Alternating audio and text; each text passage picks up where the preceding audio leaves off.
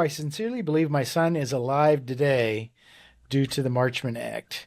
This is a mother in North Carolina sent her son to Florida rehab.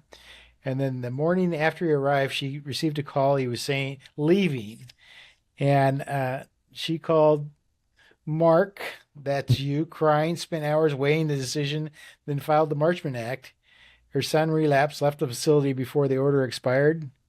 And you got her through a second time, and she says her son is alive today because of your work. So, can my loved one fight the Marchman Act petition? Can they get a lawyer and push back against us? Yeah, yeah, and as a general rule, what happens is the court will appoint counsel, but a lot of the time somebody wants a private lawyer, and I'm probably the only lawyer out there that will take a respondent case, much to the chagrin of a lot of people in the behavioral health space who think that somebody who's on the receiving end of this doesn't deserve a good lawyer and due process. I am a lawyer, and I'll do what's right.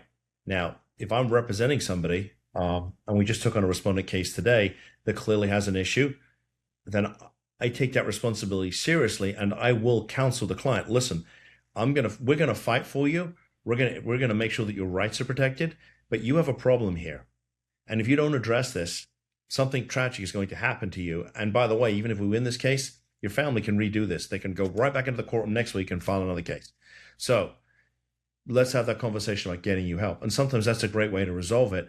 And sometimes people who are being Marchman acted, what they really want is they want to be heard because they feel like they're being railroaded. So sometimes we can resolve the case and get the person's treatment and give them great counsel, but sometimes we can't.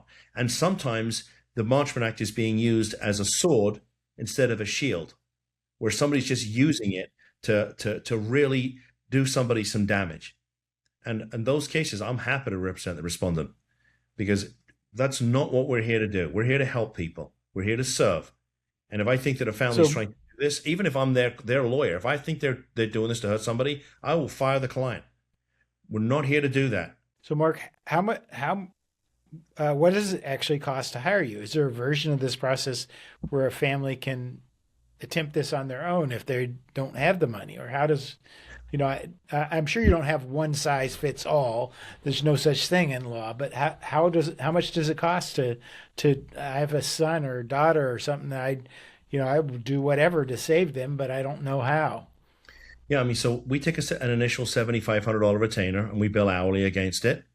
We also offer financing. There's a couple of different options we have. But yeah, I mean, at the end of the day, if a family wants to go down to the courthouse and file their own, pro se Marchman Act, they can.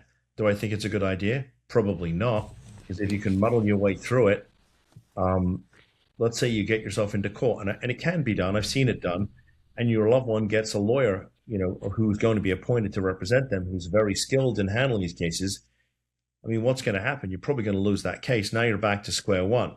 So, I get it. I think one of the sort of inequities in the system is that there is no sort of legal aid for people who want to be able to file these things.